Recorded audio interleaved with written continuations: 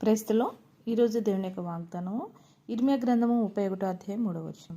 శాశ్వతమైన ప్రేమతో నిన్ను ప్రేమించుచున్నాను. దేవుడి వాక్యాన్ని నించునుగాక. ఆమేన్. అవునండి, చాలాసార్లు మనం ఈ లోక సంబంధమైన ప్రేమలు దూరమై అని కృంగిపోతూ ఆధారపడుతూ చాలామంది కూడా ఈ లోక సంబంధమైన ప్రేమలు దూరమైన ఆత్మహత్య చేసుకున్న వారిని ఎంతోమంది మనం చూస్తూ ఉన్నాము. మరి దూరమైన ప్రేమల వైపే చూస్తూ ఉన్నారు. మనల్ని ప్రేమించిన వారి ప్రేమ మనకు దక్కలేదని ఆత్మహత్యలు చేసుకునే వారుగా ఉన్నారు.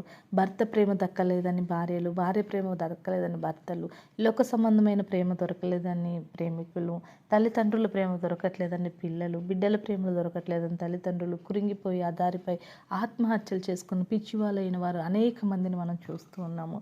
ఈరోజు ఈ వాక్యం వింటున్నా నీకు ఎవరి ప్రేమ దూరమైందని నువ్వు ఆధారపడుతున్నావు, ఎవరు నేను అర్థం చేసుకునేవారు లేరా నువ్వు కృంగిపోతున్నావు, దేవుడు నీతో మాట్లాడుతున్నాడు. ప్రియకుమారుడా, ప్రియకుమార్తె, శాశ్వతమైన ప్రేమతో నేను ప్రేమించుచున్నాను. అవునండి, మన దేవుడు శాశ్వతమైన ప్రేమతో మనల్ని ప్రేమిస్తున్నాడు. కాబట్టి ఏ విషయంలో ఆధారపడక శాశ్వతమైన ప్రేమతో ప్రేమించే దేవుడు నాకున్నాడు.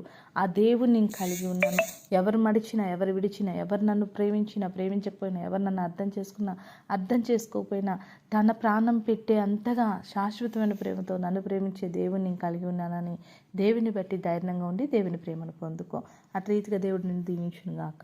ఆమేన్. ప్రార్థన చేసుకుందామండి.